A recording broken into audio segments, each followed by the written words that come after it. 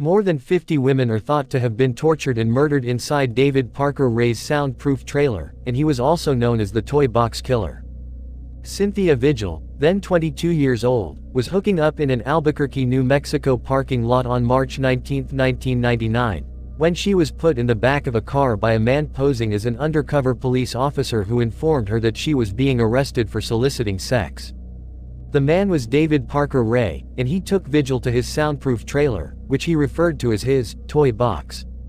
Then, with the assistance of his girlfriend and accomplice Cindy Hendy, he shackled her to a gynecologist-style table in the middle of the trailer and, over the course of the next 3 days, raped and tortured Vigil.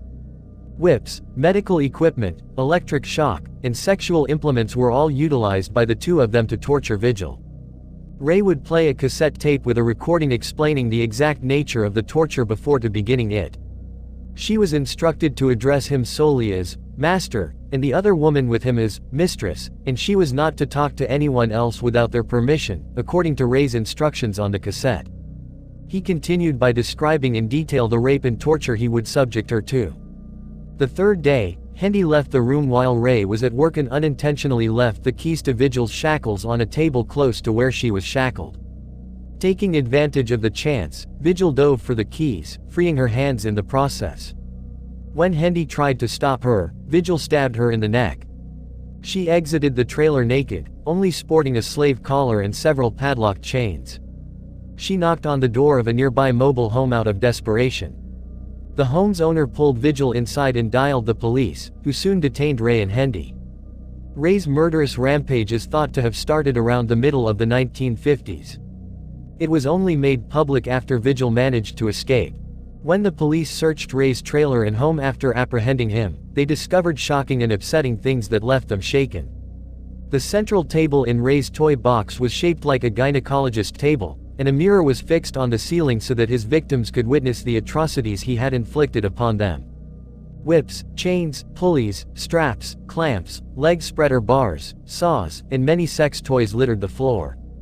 There were intricate graphics on the walls illustrating many ways to cause agony.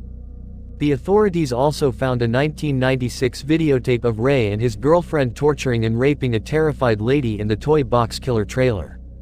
Another woman came forward with a similar story as a result of the media attention given to David Parker Ray's arrest. Angelica Montano was drugged, raped, and tormented by Ray before being abandoned by a highway in the middle of the desert. In order to prevent his victims from fully remembering what happened to them, Ray frequently used medications that caused amnesia and memory loss in them. Hendy swiftly bowed to pressure from the authorities and started disclosing what she knew about the killings. The authorities were able to learn that his daughter Glenda Jessie Ray and buddy Dennis Roy Yancey had assisted him in the kidnappings and murders. Yancey acknowledged his involvement in the 1997 murder of Marie Parker, who had been kidnapped, drugged, and subjected to days of torture by Ray and his daughter before Yancey strangled her to death. Kelly Garrett, a former friend of Ray's daughter, was recognized by her ex-mother-in-law after some information about the woman in the video was made public. After a disagreement with her then-husband in 1996, Garrett made the decision to spend the evening with Jessie playing pool at a nearby tavern. Jessie drugged Kelly's beer, put a dog collar and leash on her, and took her to her father's trailer. Then, after 2 days of torture and rape, he kept her under the influence of drugs. After these 2 days, Ray sliced her throat and left her on the side of the road. Garrett miraculously survived, but neither her husband nor the police believed her. The Toy Box Killer was eventually sentenced to 224 years in prison for a number of felonies related to the kidnapping and sexual abuse of these 3 victims. Cindy Hendy was handed a 36-year prison term, while Jessie Ray was given a 9-year sentence. On May 28, 2002, just 3 years into his sentence, David Parker Ray passed away after a heart attack. Police discovered evidence of numerous further murders during their search of David Parker Ray's trailer, including journals that Ray had kept detailing the deaths of at least 50 additional women.